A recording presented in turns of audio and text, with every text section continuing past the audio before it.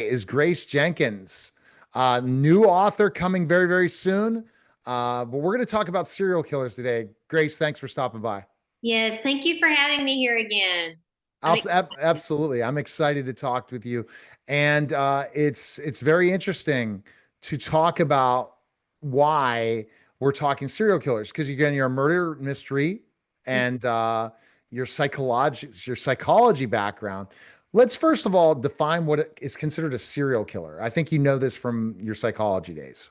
Yes, so a serial killer is a person who has committed, I believe it's at least three different murders during different time periods. So there's a difference between serial killers and spree killers. Spree killers will kill a larger amount or multiple people in a matter of hours or maybe some days. A serial killer will have one victim and then maybe in a couple of weeks or in a couple of months, depending on the serial killer, you'll have another victim. Once it hits a certain number, like I said, I think it's three, but it could be more or less. But once you hit a certain number, that is what defines a serial killer.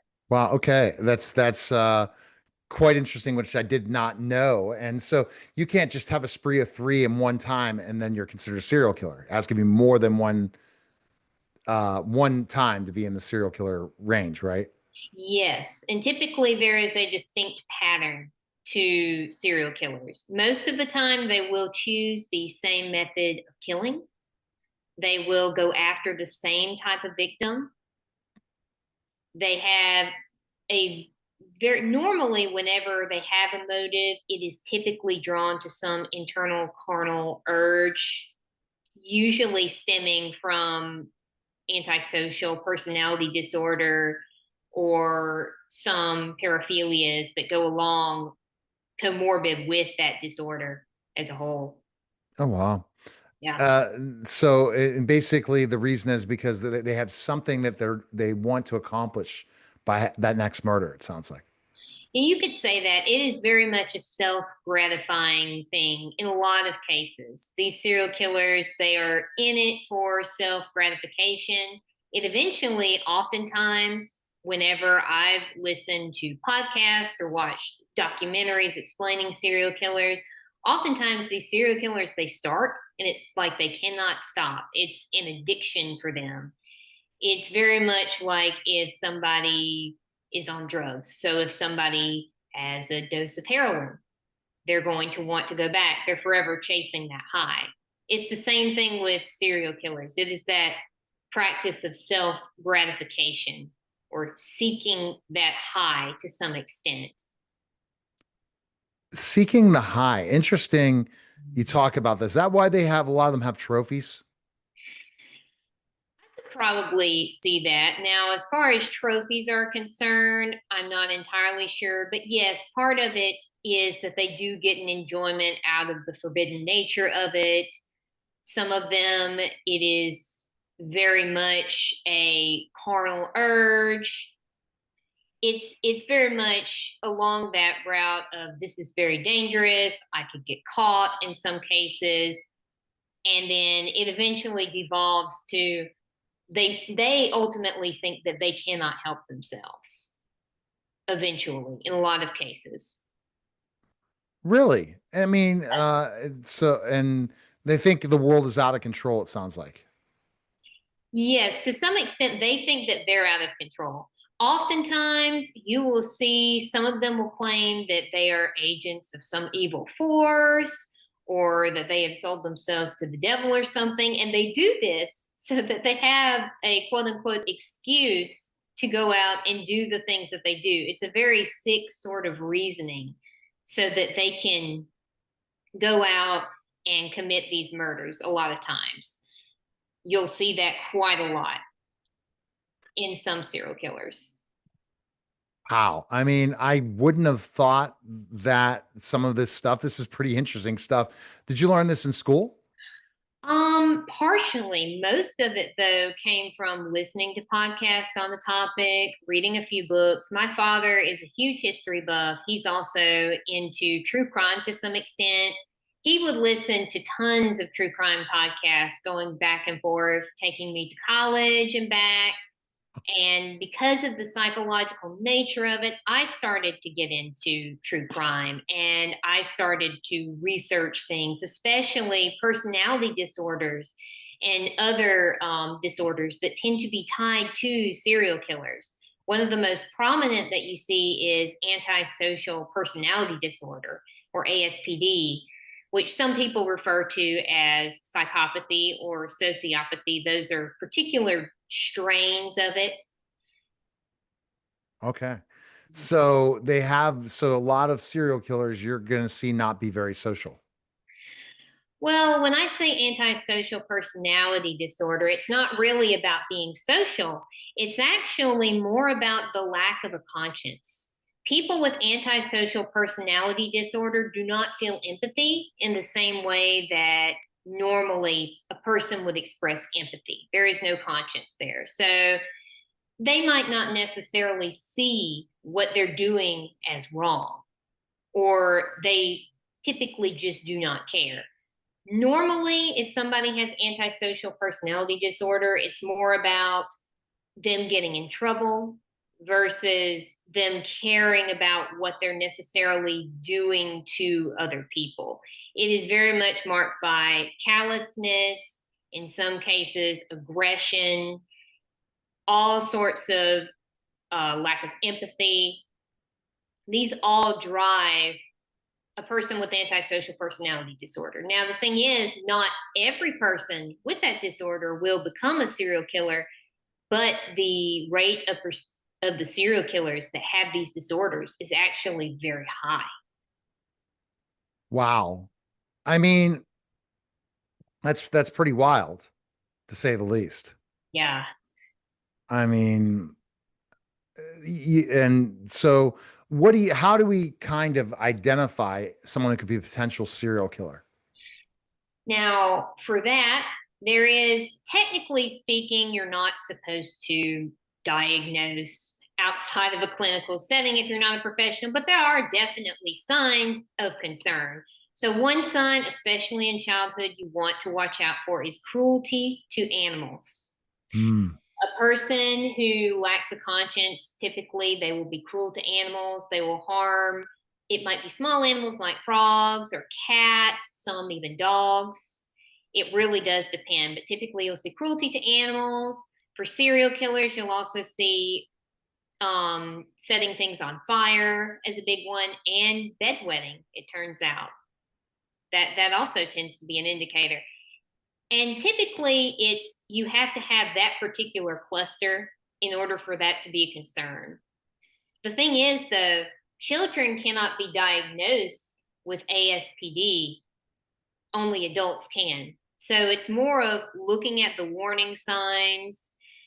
I believe that there is one conductive disorder that children can be diagnosed with that is associated with kind of the trend of them being diagnosed with ASPD later on, but I would need to do more research into that to clarify. Well, I find this very fascinating. So, what serial killers have you been interested in, studied, or looked at uh, that intrigue you? I have looked at several.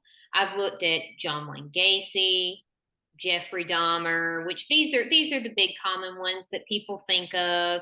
You have Dean Corll. He was a notorious serial killer in Texas, I believe, if I remember correctly. You have the Russian, I think it's the Vampire of Dusseldorf. You have the chessboard killer, who he would mark his victims on the back of his chessboard, if I remember correctly. And he wanted to fill the whole entire chessboard. But Wow. one of the most interesting to me has been the aspect of the cult leader. Charles Manson is a huge example of this. But he's not a serial killer, is Charles Manson? He's not. Technically, he's not, but he was convicted of murder because he was compelling people to go out and commit these murders for him. So you will see that a lot of times with cult leaders where they're not necessarily, if they are involved in killing, they won't necessarily do it themselves, but they will definitely have others do it for them. And you will still see the same callousness and lack of empathy inside of them. It's just that they aren't doing the quote unquote dirty work. And that's what you see sometimes, I guess, with mafias or different big organizations where they'll just have so many people killed. Are they considered serial killers, the ones that run big mob rings and stuff like that and killed many people calculatedly? I'm not entirely sure. I wouldn't necessarily classify them as your typical serial killers. When I think of serial killers, I'm typically thinking of one person who is constantly killing people in the same way for their own self gratification.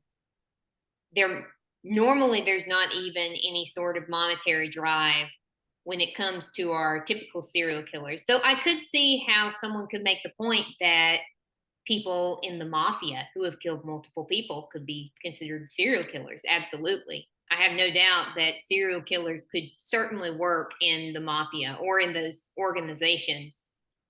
What about hired hitmen? Would you define them serial killers? Yes, actually, I would. A lot of times with hired hitmen, you do tend to see a lack of empathy. A notorious example of this would be the Iceman. Now, he claims to have murdered hundreds of people. We can't say for sure because serial killers will often lie.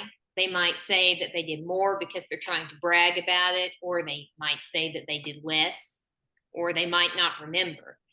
But yes, you definitely see hitmen because of their typical lack of empathy associated with that occupation. I hesitate to call that an occupation, but with that particular occupation, you would have to have a certain level of a lack of empathy, a callousness, a lack of a conscience. As a psychology major, how do you use kind of some of the serial killing in your writing? Yes, so for me, it's all about getting into the killer's mind. It's about seeing what could have possibly caused them to do this, or what do they think like? What are their ideals? Now, in my story, my serial killers that our protagonist is up against are more so in the cult category, but